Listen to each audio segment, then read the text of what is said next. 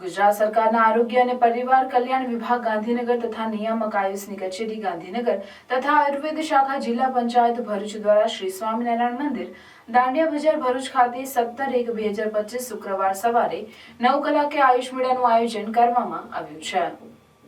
આ આયુષ મેળામાં નિઃશુલ્ક આયુર્વેદ અને હોમિયોપેથિક નિદાન સારવાર કેમ્પ યોજવામાં આવનાર છે। આયુષ મેળામાં આયુર્વેદની ઔષધિઓ, તેનું મહત્વ તેમજ આયુર્વેદ સારવાર અને તેનાથી મળેલા પરિણામ વિશે રસપ્રદ માહિતી આપવામાં આવનાર છે।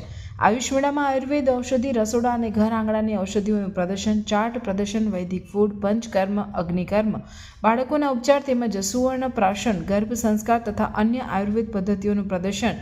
આ સાથે જ કાર્યક્રમમાં યોગ ટ્રેનરો દ્વારા યોગ નિદર્શન પણ કરવામાં આવનાર છે।